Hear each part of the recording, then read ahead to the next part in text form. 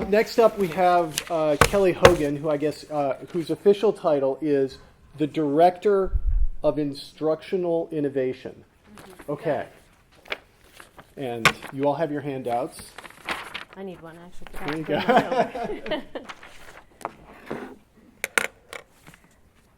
All right, so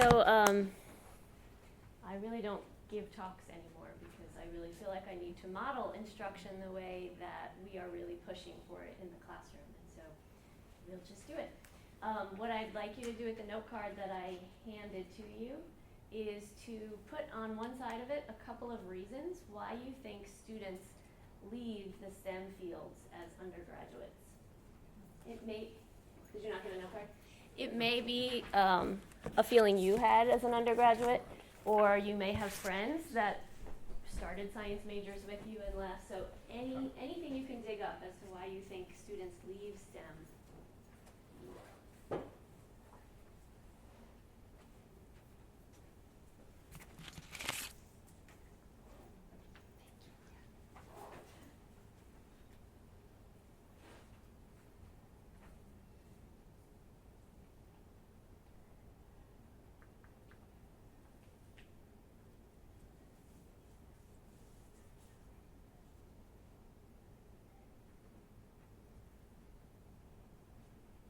The question is why they don't go into graduate school, or why they leave science majors. So I see. Okay. There's a large group of students that start their college degree intending to be science majors, and roughly half of them leave nationally.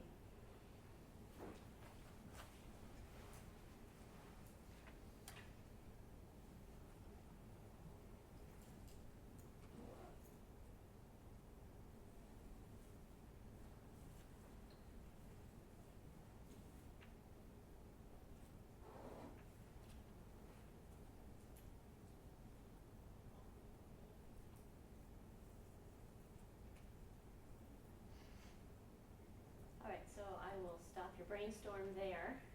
If you will shuffle the cards around the room, so pass it to somebody who passes it to someone, you should pass maybe 3 or 4 times and end up with a card that's not your own.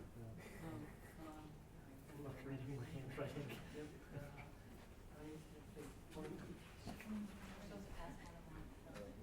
Pass it 3 times. Is that good? 3 times is fine.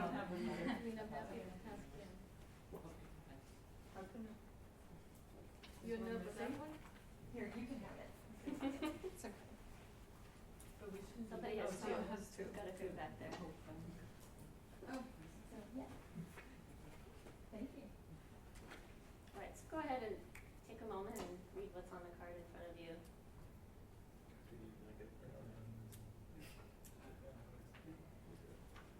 So I point this out to show you one of the techniques that's a very low-tech technique to use in any size classroom. Often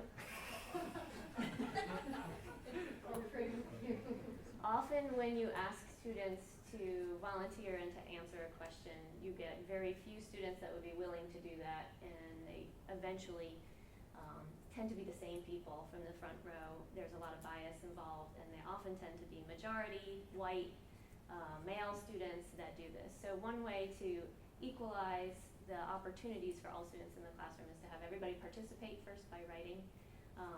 And this idea of not wanting to participate because you feel like you might be wrong is very strong in students, especially novices.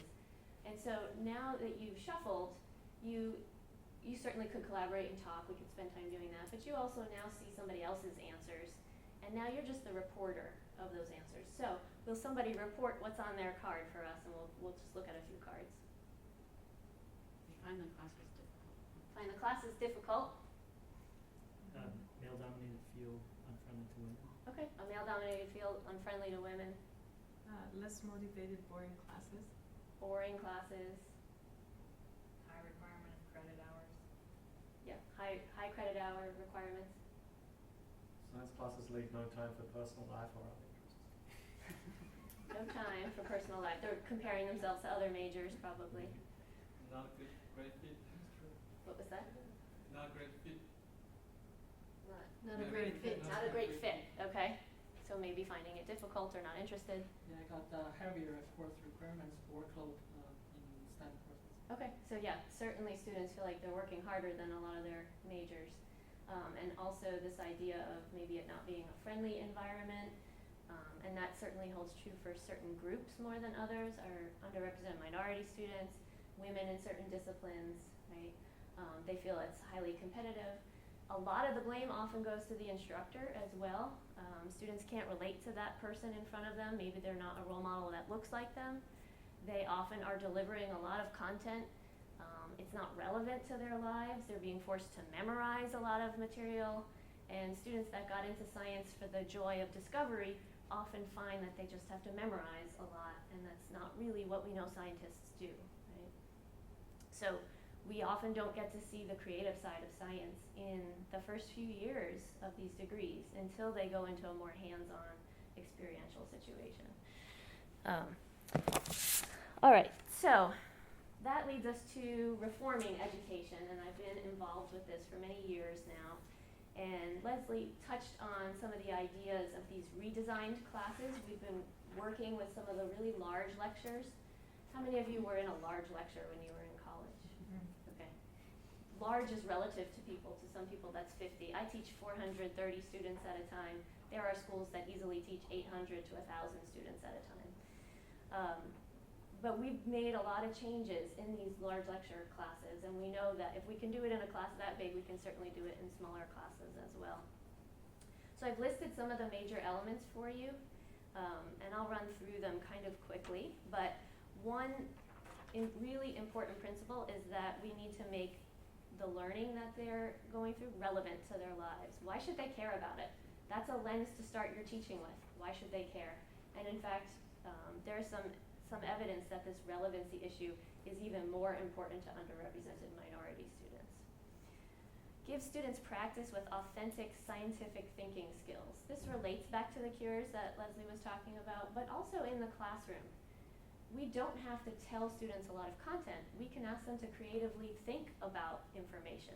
So design an experiment, hypothesize, make a prediction. That's much higher thinking level, and you're doing what scientists are actually doing. You can give introductory students a set of data and ask them to make a conclusion from it. We often don't do that with our students. We often just deliver a lot of content and tell them what's on the slide instead of asking them what's on the slide. So a common mantra within this kind of teaching is ask, don't tell, and always start with this question that students can practice thinking like scientists. Have high expectations, but clear ones. So I don't know if any of you are currently teaching, but if you've ever started designing a course, you often start with the book and the topics. Education specialists would not approve. Start with backwards design. You start with what is it that you want the students to learn, right? You start with thinking about what the assessment would look like and plan backwards from there. So having really clear objectives is something we've been working on. Not as easy as it sounds sometimes when we've not been teaching that way, but this gives really clear objectives to the students. The expectations before they even begin this class, the objectives are on a syllabus. They know if this is a good class for them, as opposed to a short description on a syllabus. They walk in, they find out 3 weeks into the class this was not at all what they thought it was, and they're in over their head, right? So expectations become really important to students. I'll also say that I hear stories all the time from students, often underrepresented minority students, who say, my guidance counselor said I shouldn't be a science major because I could never do it. They get this all the time. So you having high expectations for a student is what that student wants. They want to know that you have high expectations, but you're going to help them get there. And so all this instructor language to say, I know you can do it, and I'm going to help you get there, and we can convey that in lots of different ways, that's the right way to work with students. I kind of touched on backwards design already. All in all, the way we're describing a lot of these classes, there's a lot of terminology for it, but the most general way to think about it is to move away from an instructor-centered classroom. Our classrooms are often designed that way. So everybody's facing this way. There's one place that the instructor's supposed to stand. It's instructor-centered, who is then delivering content, right? Has anybody been in Green Law 101 on campus? What's that? Green Law 101. It's a new classroom for 100 students that they've renovated. There is no front of the classroom. There are 4 walls, The chairs are all on wheels with desks attached. They can be brought together to make small tables. They can be turned in different directions. There are computer screens all around. It's hard to say that that classroom is instructor-centered when the instructor is just walking up and down the aisles, right? That means the focus is on the students to be collaborating and discussing with each other. So as soon as you turn your class from content delivery to asking questions to students, they then have something to do, and that would be a student-centered classroom. Teach as scientists should. If you're using a lot of assessment where you're asking questions all the time, that means you have a lot of data about your students, whether it's walking around and just listening to what they're saying, if you're using technology or collecting note cards from students, you constantly have all these data about what students know and what they don't know. You can change your teaching on the fly, you can keep it for next semester to know how you're going to change your teaching, but it also means that students have a lot of that data as well. They're constantly checking in, what do I know, what do I don't know, right? So we say, teach like a scientist would. Don't just teach and assume everybody learned. Ask yourself, how do I know if these students are learning? And I've worked with instructors who have a lot of aha moments. The first time they do this one active learning activity where they ask a question either by technology or like I did with a note card, and none of the answers come back the way they expect them to, right? They have to face this idea that people aren't really learning what they think they're learning and really think about how do I break that learning into steps, right? So it's much more informative. And then lastly, embracing diversity with a mindset that everyone has the potential to become a scientist. It's surprising how many faculty still believe our job is to weed out students, to not become scientists, to not become the future doctors of America. And we really need to change that mindset that we really want all students to succeed and we will help them get there. And that's called the growth mindset that we really try and not just have, but explicitly show to students with the words we use in the classroom as well, continually. All right, so actually Leslie did a great job giving you an overview of a lot of the types of things that are going on campus related to teaching and learning, and I can go through some of those again or in greater depth. I participated a lot in the QEP, so that's why there is a lot of overlap there. But before we do that, I think it's also helpful for you to think backwards a little bit. Maybe you don't know what's out there, maybe you don't know how you'll get there, but I think it's useful for you to think about who it is that you want to impact and maybe what your initial passions are. And I might be able to help connect you, or anybody in these next few groups might be able to help connect you. It's okay that you don't know everything that's going on, but you're going to be happier if you're working on something you're passionate about. So I'm going to ask you to take a moment or two and answer those next two questions. They're looking for the answer in the paper, but it's not there. You gotta think a little bit. I think this is the point.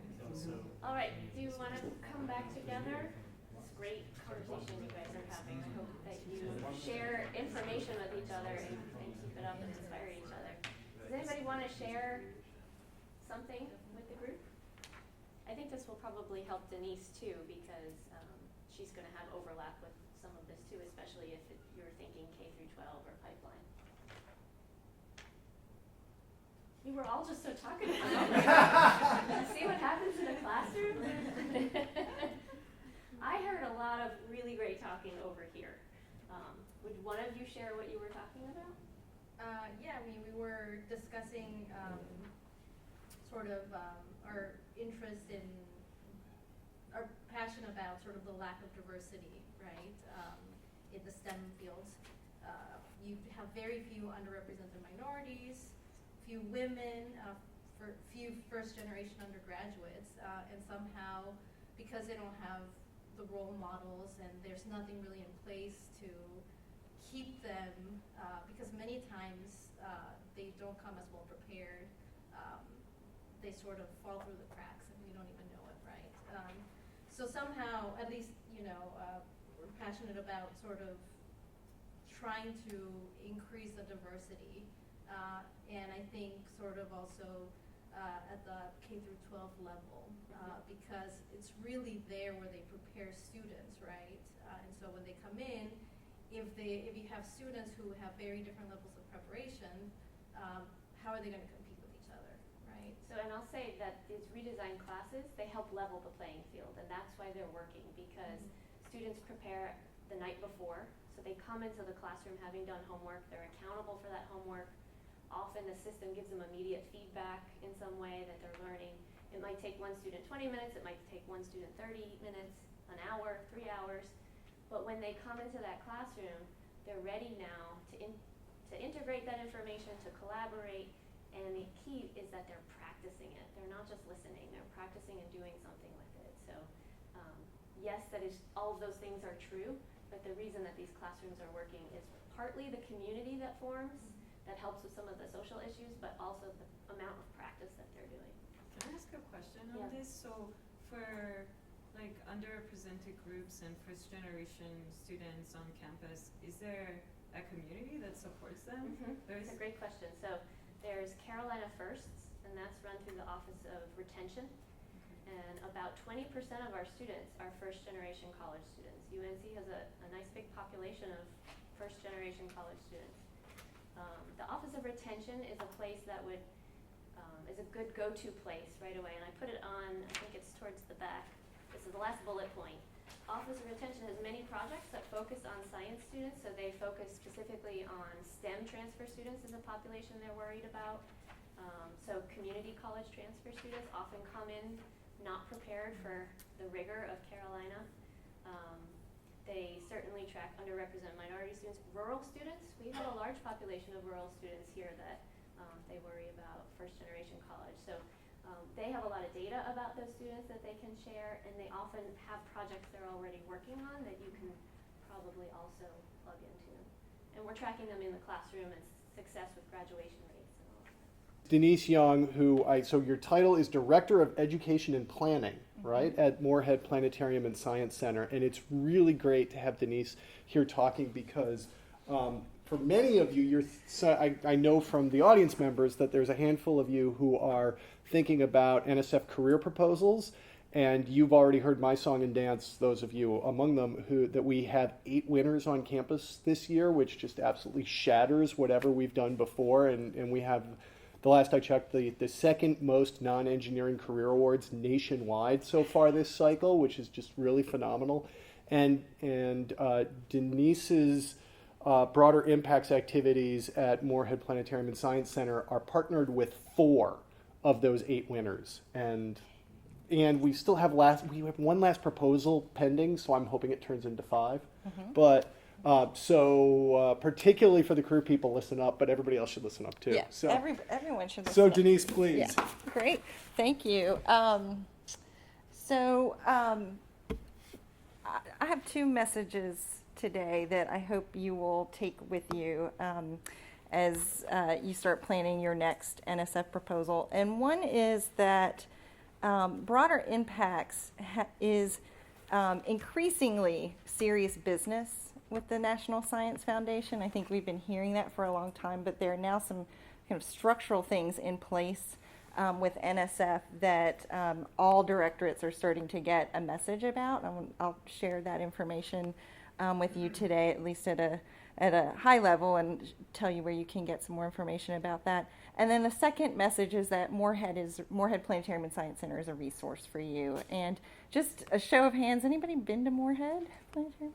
Oh, yay. Okay, so great. Really glad. If you haven't been recently, I encourage you to come. And for those of you who have been, come back and see us again soon. So just to make sure we're all clear about what broader impacts is, it is an activity or planned experience, engagement, action, function that is conducted over a finite period of time, typically the time frame of your proposal, for a specific purpose and with a target audience. And broader impacts can mean a variety, take a lot of different forms. So broader impacts could be the research itself. So if you are doing research that is going to protect public health, is going to lead to prevention or a cure for a disease, for example, the research itself is going to improve and impact society. That serves as a broader impact. Also, activities that are directly related to your specific research projects. So if you, as part of your research, are creating a new software package to do some sort of analysis, if you make that software package available to your professional community, that's a broader impact. So think about that. Kind of depends on what your research is, but that could be a broader impact. And then, of course, activities supported by and complementary to your project. A lot of the things we heard today related to teaching, things Kelly talked about, Leslie, QEP, course development. But what I'm here to talk about is outreach with K-12, general public, and the general public. Before I tell you a little bit more about Moorhead, here are some examples of broader impacts. These come directly from the NSF grant proposal guidelines. So if you have not looked at this list, please do. NSF has resources to support all of us as we're considering what we might do and how we might shape our broader impacts. And I also want to let you know that NSF has funded what is called the National Alliance for Broader Impacts. This is a group that is separate from the NSF, but is providing advice and guidance to NSF about broader impacts. And what this group has done is comprised of public communications specialists, research specialists, people who manage grants at universities across the country, and their job or their task is to provide input and guidance to the National Science Foundation regarding broader impacts. They have recently published what are called the guiding principles. That this document is now going to all of the program officers. It is going to review panels and will be used as a basis for decision making regarding grant proposals. So it's somewhere in the works there. The document's been created. It's in the process of getting distributed to NSF. Now, how seriously program officers and panelists take it, I think it's dependent on directorates and individual program officers. But NSF is putting a lot of resources behind broader impacts and trying to make broader impacts something that agency-wide is considered to be important and supported. So in this document, the guidelines, there are 5 guiding questions that the National Alliance for Broader Impact says that program officers and review panels should consider when evaluating the broader impacts portion of our proposals. The first one is, what is the potential of the proposed activity to benefit society and contribute to achievement of specific desired societal outcomes? And some of the things that they're looking at are, who is your audience? And are you looking at a deep dive with a small audience? Or are you looking at a broad brush stroke with a larger audience? And how scalable is what your broader impact activity is? Also, they say one of the guiding questions is, to what extent do the proposed activities suggest and explore creative, original, or potentially transformative concepts? They really want us as professionals to think about evidence-based practices. So some of the research that Kelly was citing is evidence-based research about practice, the practice of teaching STEM in a higher education setting. For me, working with K-12 audiences, I'm looking at the best practice literature regarding science instruction at that level. I'm looking at research about what works and doesn't work with general public audiences that come to Moorhead Planetarium and Science Center. But they want us to connect what we do to evidence-based practice. I think there are different levels of acceptance or support for original or creative or highly transformative. Different program officers feel differently about that, and I think the best advice is to talk with a program officer about what you're proposing for broader impacts and whether that would be acceptable in their eyes. And then another guiding question that panelists and program officers are being asked to consider is the plan for carrying out your broader impact activity well-reasoned, well-organized, and based on a sound rationale? And does it incorporate a mechanism to assess success? So we heard a little bit about that earlier, that you have to clearly define your target audience, what you want them to learn or take from the experience, and then have a way to evaluate that and report that back to the NSF. The last two questions are how well qualified is the individual team or institution to conduct the proposed activities? So they're looking at your qualifications as a PI. If you don't have any experience doing broader impacts, then what they're looking for is that you're partnering with people who do have that experience. So partnerships can be incredibly valuable in the broader impacts portion. And then finally, are you putting adequate resources into your broader impacts plan? And that is, of course, money, but also time. That could be your time, your graduate students' time. That could be time that you might support with someone else on campus, whether it's for evaluation or educators at Moorhead. But are you thinking through how you're going to really make your broader impacts happen? So on to Moorhead Planetarium and Science Center. Many of you know Moorhead, so I won't spend a whole lot of time, but I do want to make sure you know that Moorhead is a part of the UNC. We're a department of the University of North Carolina at Chapel Hill. We're actually part of the infrastructure that exists to support you in telling the story of your research and the importance of your research to society, to the public. Moorhead's been open since 1949. It's the first planetarium built on a college campus anywhere in the world, and only the sixth that had been built in the United States at the time. We trained all of the Apollo era astronauts at Moorhead, so we call them our alumni. We don't graduate students the way you do in your departments, but we call the NASA astronauts from that time period our alums. And our expertise is really in science communication. So science communication, science education, and from cradle,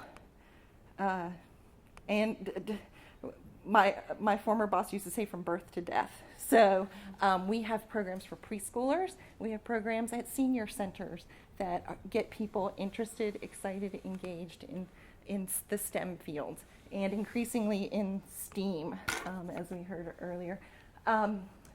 A lot of people don't know that while we're a planetarium, we also have an expanded mission to communicate science, technology, and health using the unique resources at UNC. So you are just as likely to walk into Moorhead and get a program about chemistry or the human body. Right now, our newest production is about flight. We have an exhibit that was connected to the water theme on campus. So we go well beyond astronomy. And in the past 15 years, and this is as far back as I could find records, we have done NSF broader impacts collaborations with over 100 researchers. And we're going to be adding 4 more that have just recently been funded through Career. And we've certainly partnered with more researchers than that, but in terms of a defined relationship around NSF broader impacts, about 100 researchers. So we are eager to partner with you. If on the sheet that Kelly was having us do some reflection on, if you were interested in working with K-12, with teachers at the elementary, middle school, high school level, if you're interested in working with a general public audience, that could include, again, preschool through senior citizens, we probably have a program that we could work on with you. What we do, in terms of starting collaboration and following it all the way through to conclusion, is start with a consultation where we find out what you're passionate about. I firmly believe it's got to fit what it is that you want to do, and what you're going to be interested in, and that your interest will be sustained over time. And together we'll come up with a broader impact activity that will work for both of us. We will provide assistance writing the broader impacts portion of the narrative. We'll provide budget information, budget justification, letters, all those sorts of things.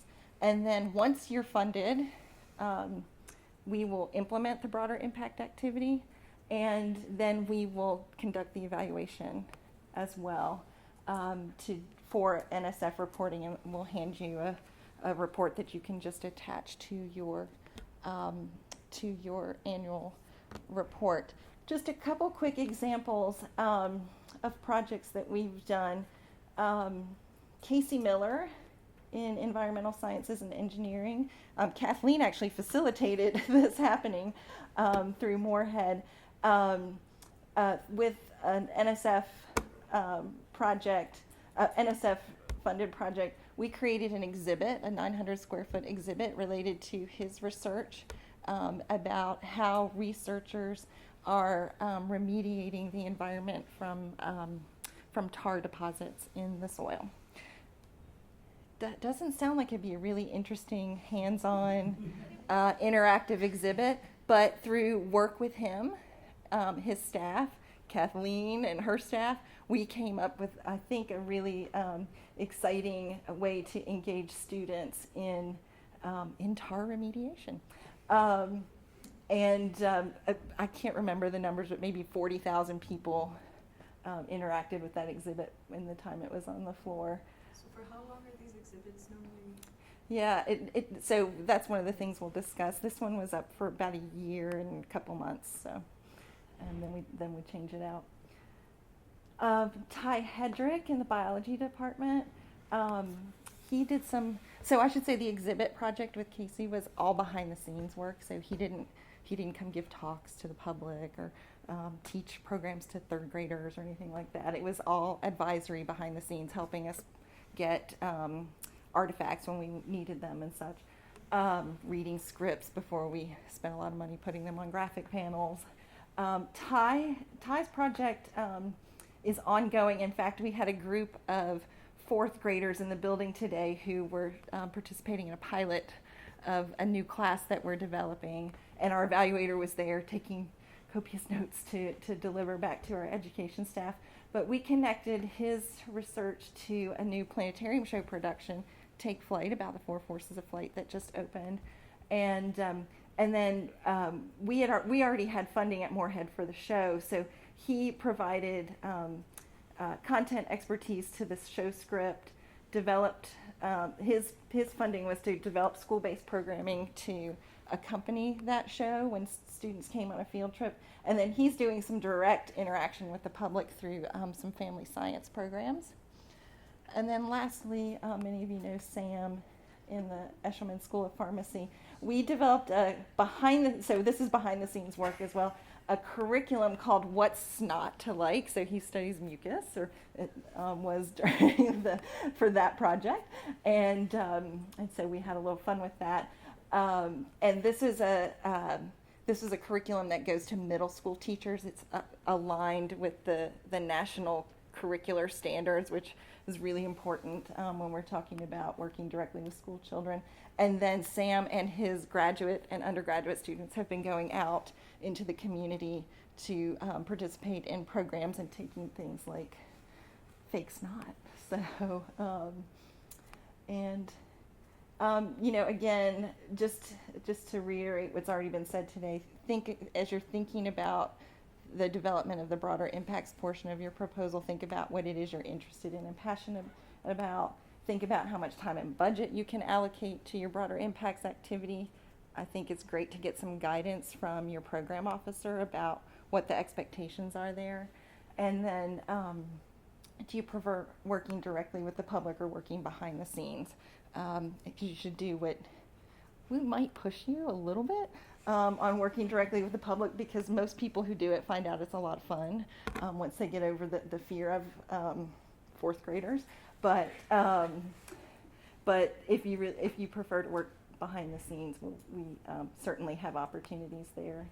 And then if you are thinking that you might like to talk some more, just contacting me is the best way to do that. We typically start with a consultation. I prefer it not to be the week before your product proposal is due.